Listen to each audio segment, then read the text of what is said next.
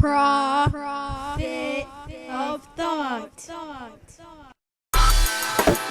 This is X from the Prophet of Thought series, also known as the Frontistery. I'm out in New York. As y'all know who've been listening to my other videos, y'all know that I'm in New York all this week. And I decided to, get up with my sons. I have two grown sons. One's 28, the other one's 26. I had my kids at a very young age. I like to say that I was YII.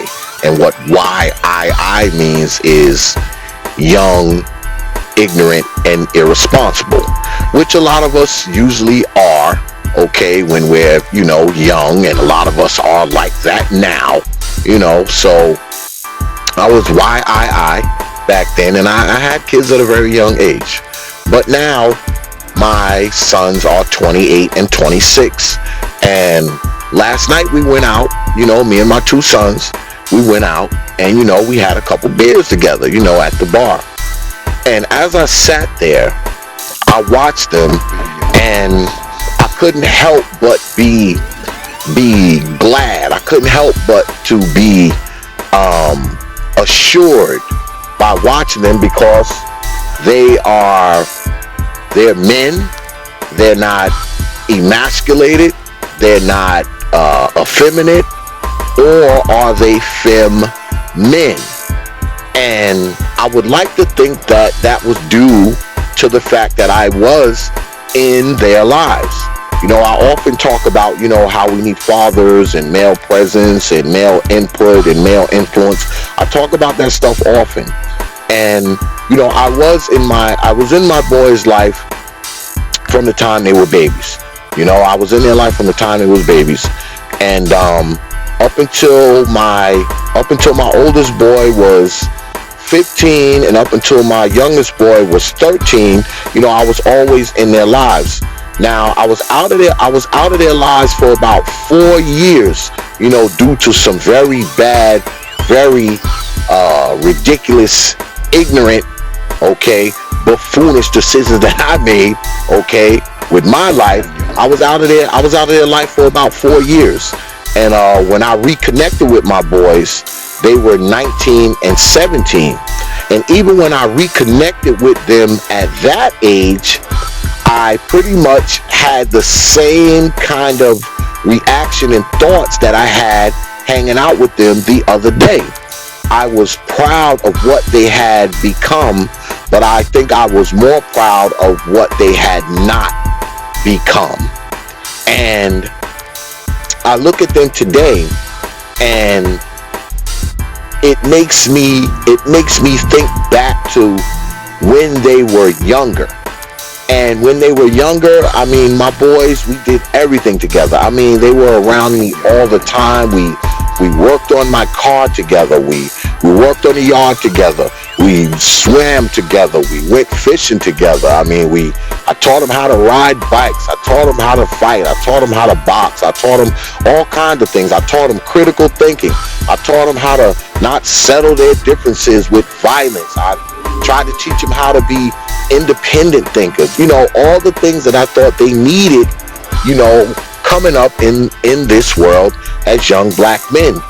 And I realized that I could have been a better father. I could have been a better teacher. I could have been a better counselor. I could have been a better instructor. I could have been a better example. I will concede that I probably could have been way better than I was. But what I also could have been was better at being invisible. Those of you who have heard my other video, The Invisible Men, where I talk about how black men are, invisible in these children's lives, I think I could have been a lot better at being invisible. And, I made it my business not to be invisible. At least up until the time they were like 12 and 13 and 15, I made it my business not to be invisible. I made some really bad decisions in my life, some horrible decisions, and that kept me away from my boys for for 4 years. And I mean, when I came back into their lives, it was because let me explain this to you. Now, if this is what bothers me. You have a lot of kids, okay, a lot of sons, because we're talking about sons right now. I mean, our daughters, that's a total different story. I'll get into that in another video. But we're talking about our sons right now. And our sons, if they don't have male input and male influence, male guidance, male examples to follow, they do have a tendency to become more violent. They do have a tendency to be, fem-men, okay? They're emasculated, they're effeminate, and all that kind of stuff. They just have those tendencies, okay? So what I focused on with my boys is to try to keep that from happening, because I was in their lives from the time they were babies.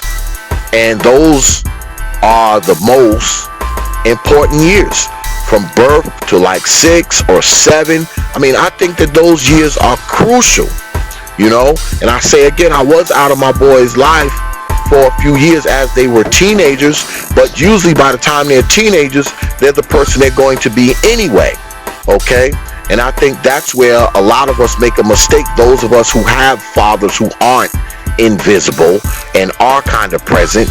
You have the woman with the kid, and she keeps the kid.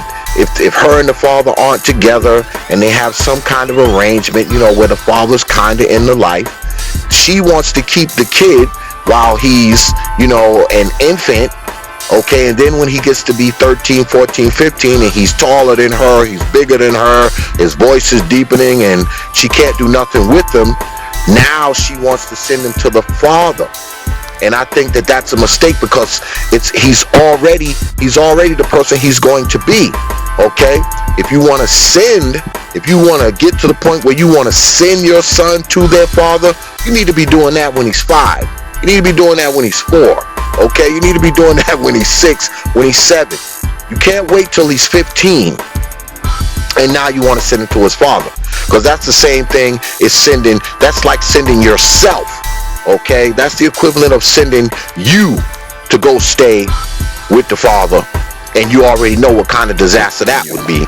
So sending your 15-year-old son or your 14-year-old son to stay with his father after he's been living with you all those years isn't going to do that much. There may be a slight change, but it's not going to do that much. And I say that to say this.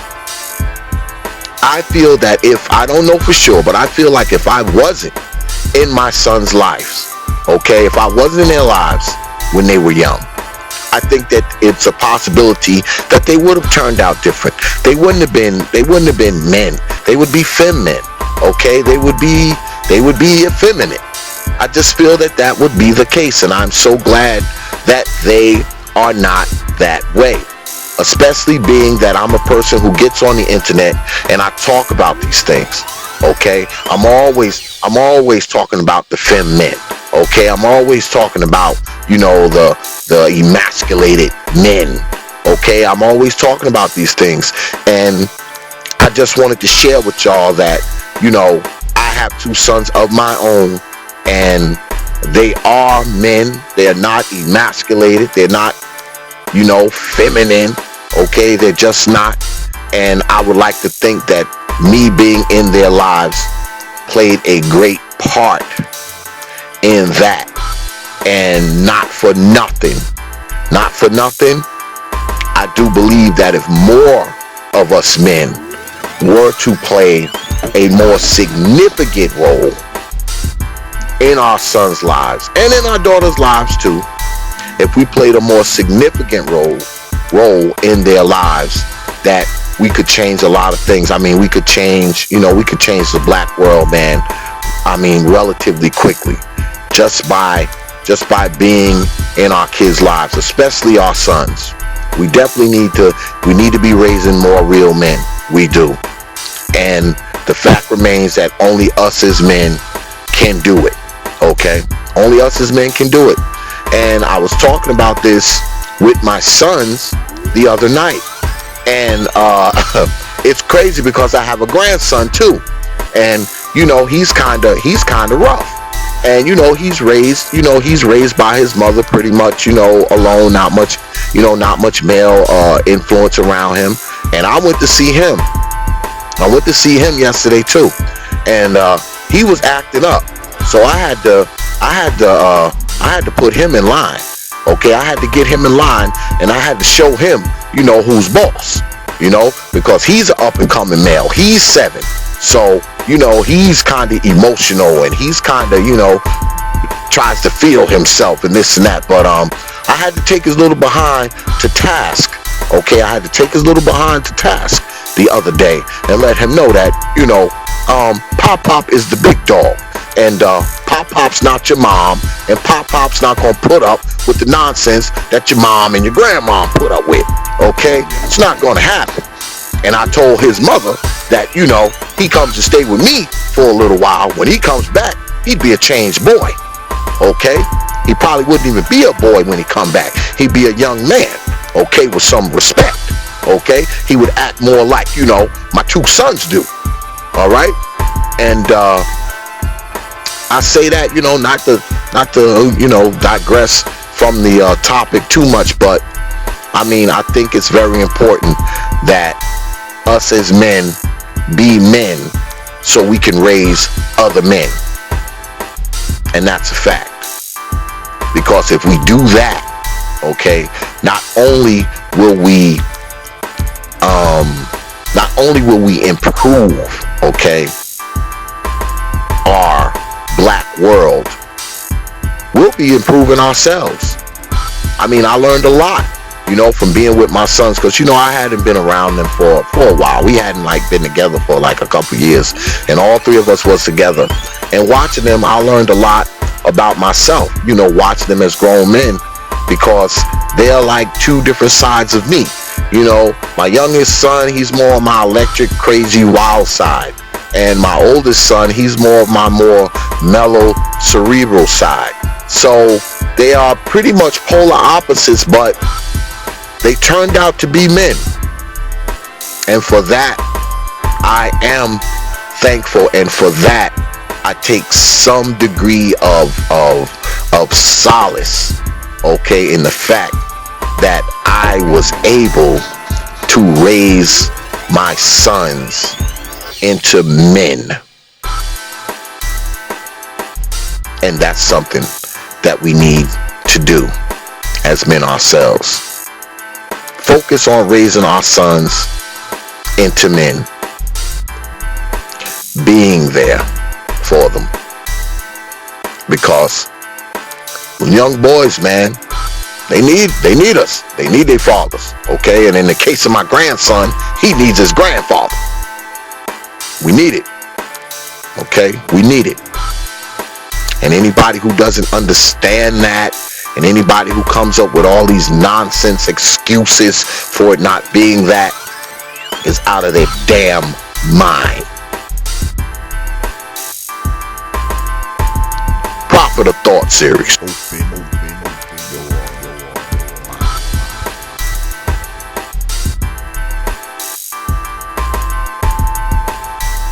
And wonder why these niggas is so crazy?